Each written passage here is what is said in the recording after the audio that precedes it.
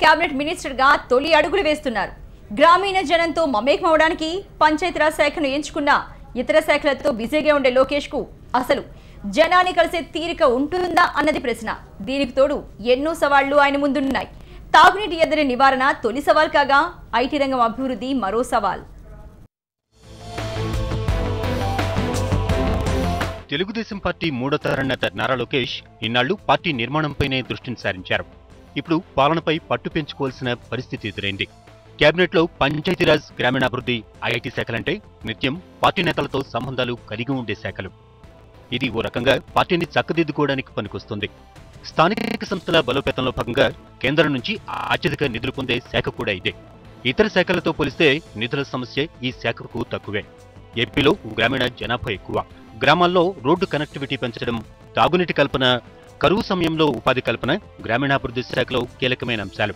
వీటిని నిత్యం సమీక్షిస్తూ పర్యవేక్షిస్తేనే అనుకున్న ఫలితాలు సాధ్యమవుతాయి. దీంతో లోకేష్ ఈ శాఖపై ఎక్కువ సమయాన్ని కేటాయించాల్సి ఉంటుంది. ఇక పంచాయతీరాజ్ శాఖలో రోడ్ల నిర్మాణం, వాటర్ ట్యాంకులు, బోర్లు వేయడం ప్రారంభోత్సవాలు ఆయా పంచాయతీల పరిధిలోనే ఉంటాయి. దీనికి తోడు క్షేత్రస్థాయిలో పరిశీలనలు, మారుమూల గ్రామాలను సందర్శించాల్సి ఉంటుంది. దీంతో నేరుగా ప్రజలతో కలిసేదానికన్నా పనుల కోసం వచ్చే స్థానిక సంస్థల ప్రజాప్రతినిధులు, మంత్రులు, ఎమ్మెల్యేలతోనే ఎక్కువ సమయం గడపాల్సి ఉంటుంది. దీనికి తోడు మావోయిస్టుల నుంచి ముప్పు పొంచి ఉండడంతో గిరిజన ప్రాంతాల్లో పర్యటనలు చేయాల్సి వస్తే మరిన్ని జాగ్రత్తలు తీసుకోవాల్సి ఉంటుంది. ప్రజలతో మమేకం కోసం పంచాయతీరాజ్ శాఖను ఎంచుకోవడం వల్ల లోకేష్ కు ఆశించిన ప్రయోజనం ఎంతవరకు కలుగుతుందనేది అనుమానమే.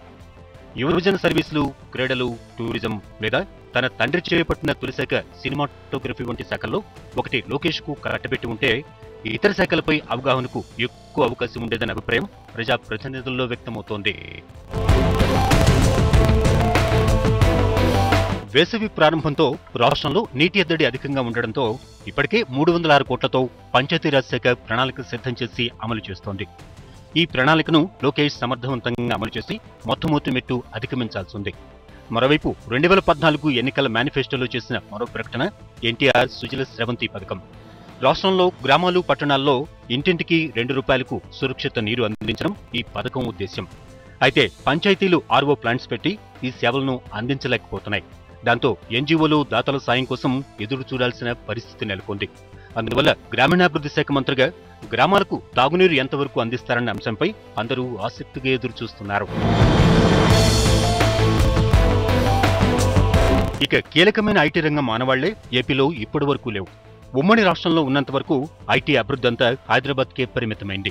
విభజన జరిగాక ఐటీ రంగాన్ని పునాదుల నుంచి నిర్మించుకోవాల్సిన పరిస్థితి ఉంది.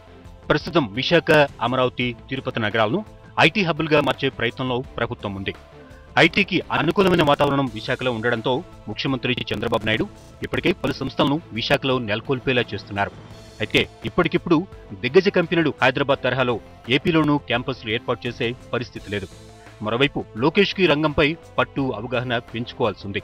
తెలంగాణలో కేటీఆర్ సహజంగా ఐటీ ప్రొఫెషనల్ కావడంతో ఆ రంగంపై పట్టును సంపాదించారు. కానీ లోకేష్ సాంకేతికపరమైన అవగాహనను పెంపొందించుకుని అడుగులేయాల్సి ఉంటుంది. తండ్రి సహకారంతో ఐటీ రంగంలోనూ అభివృద్ధి సాధించేలా చర్యలు తీసుకోవాల్సిందే.